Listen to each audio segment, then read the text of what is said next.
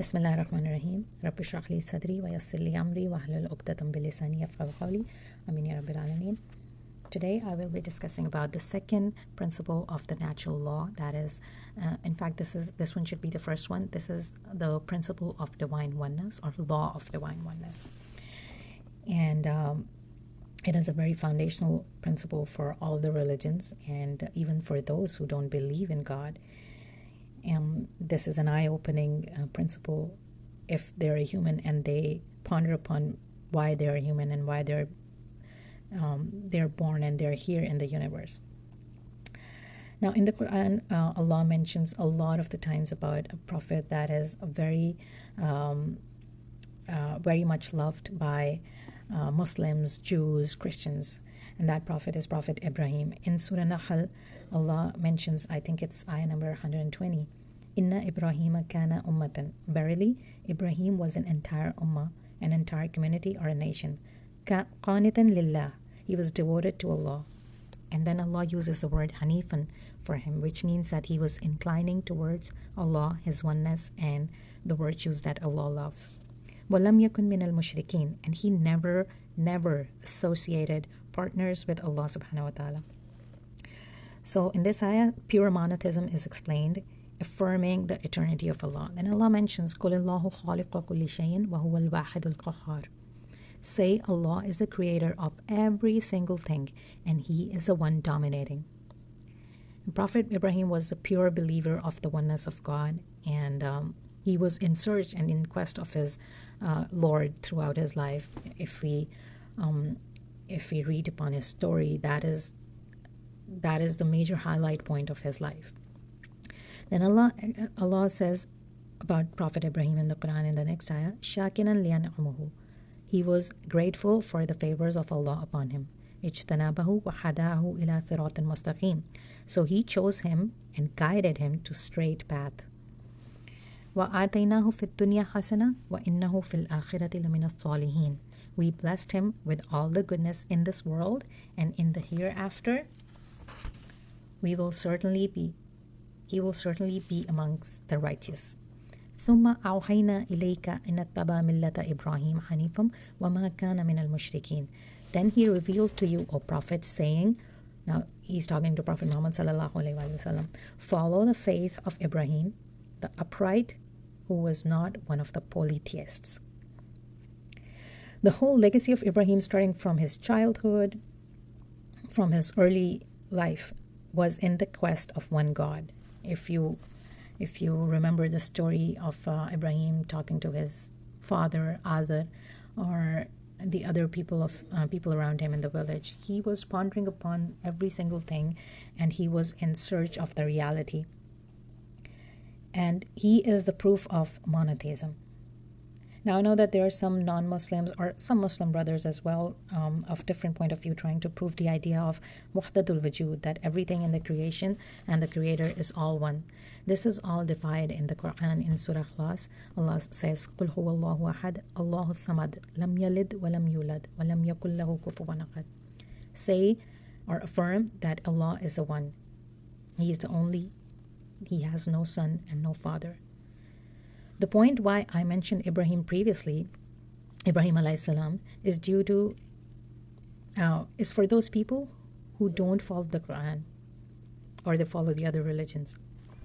Now remember, Judaism and Christianity, these are the religions that are called Abrahamic religions. They believe in Prophet Ibrahim alayhi salam, and they're supposed to follow the legacy of Ibrahim. And we have legit proof of what Ibrahim alayhi salam was teaching, or what he was after, and what was his conclusion of the research.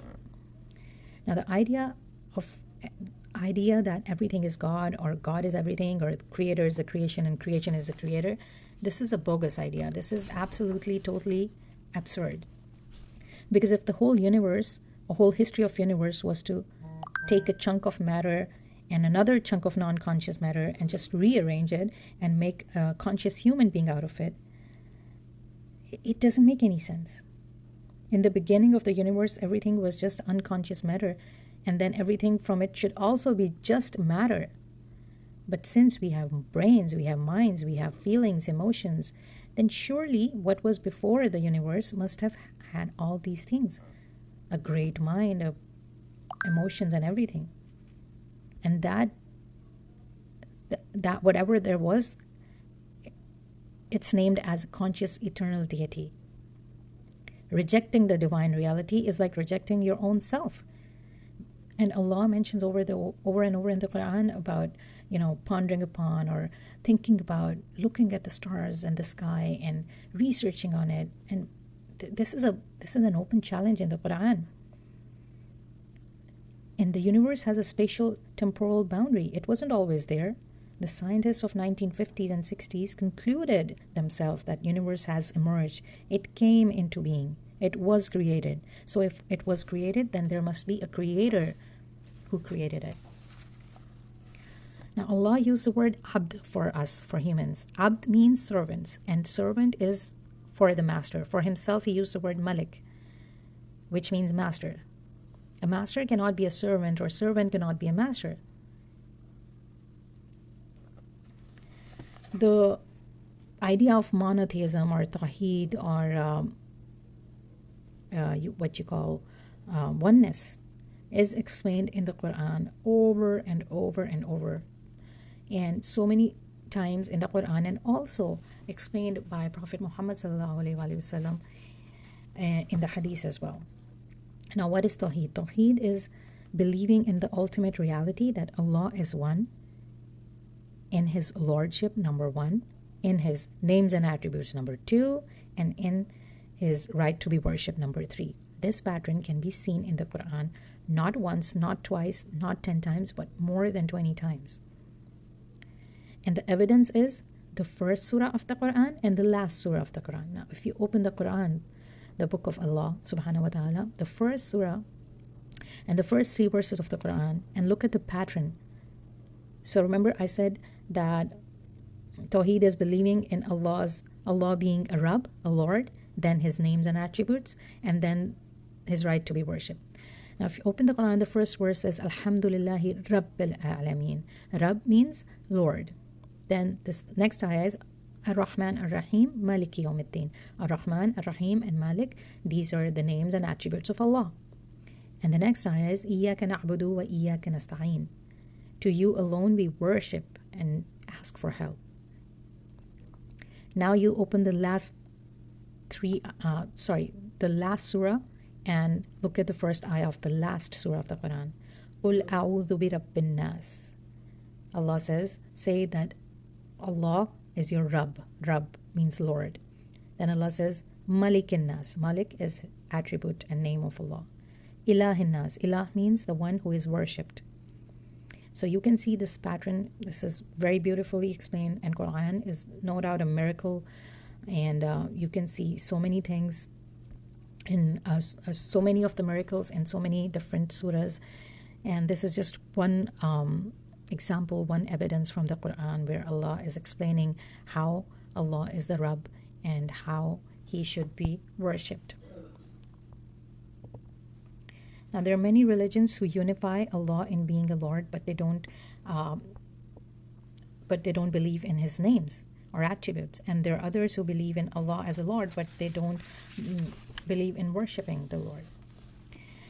So I think as far as I have concluded everything in my mind, this was just a summarized version of the principle of divine oneness. And this is the best rational explanation of this principle. I hope everyone understands it and internalize it. And we will be discussing about the third principle of natural law, inshallah, according to the Quran. Jazakallah.